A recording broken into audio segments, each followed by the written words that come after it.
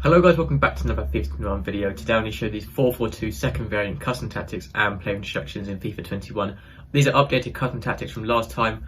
Post-patch there's been a few things that have changed. Not that much difference though. Obviously it's 4-4-2 second, so I'm going to get straight into it now.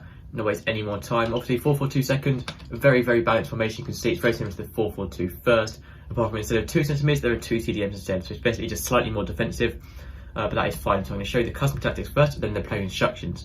For the defensive style, I recommend to use balanced. You never really want to mess around with that too much. Balanced is just the perfect one to go with. For the width, I keep it on 5. I keep it on 5 just to make it, if you make it 4, then it becomes a bit too narrow. And obviously, as it's a defensive formation already, you don't want it to be too defensive. The same with the depth. If you go with 4 or 5 depth, it's a bit too defensive sometimes, and the opposition has too much of the ball. So personally, I like to use 6 depth, so it's a bit higher pressing, and you can win the ball back a bit easier. If you're less comfortable defending, do go with 5 or 4 though, as 6 can be quite high up sometimes. Or if you do have slow centre backs, go with 5 or 4. Otherwise, try and use 6 if you can though, and then sort of 5 at a minimum, and then 4 if you very much have to. But 5 or 6 is sort of the recommended to go with. The offensive style is balanced. This because it's such a balanced formation. Long ball and fast builder are a bit too predictable with this formation, so balance is perfect to go with. The width I put to 6. This is because the left mids and right mids are a little bit narrower. So if you want to push them out a bit wider, make it a bit more attacking, then 6 is a good thing to go with, especially on a defensive formation like this. Players in the box I put to 6 to help get a few more players into the box, because when you overload the box this FIFA, you're going to score more goals. It's as simple as that. For the corners I do 3 for the same reason, to overload the box, but then the free kicks is on 1, because that's not very important really. For the player instructions, you want to use stay central on both your strikers, as they're in the centre of the pitch in line with the goal. You also want to use getting behind, so making forward runs through their defenders, and stay forward, so they're at the top of the pitch, always up there when you need them up there. So that is for both your strikers, stay central, getting behind and stay forward.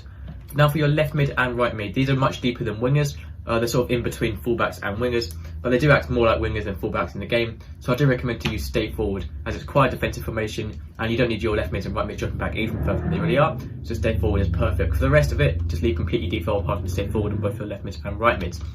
Now for your 2 CDMs, because there's a massive gap, as you can see, in between the CDMs and the strikers, as there's no cams or no centre mids, the best tactic is to pick one CDM to be more defensive, more like an actual CDM, and one to be more like a box-to-box midfielder, which defends in the CDM role, but then attacks more like a cam, and it is really good sort of tactic to use that. So if you're more defensive one, I'm going to show you the more defensive one is the left one.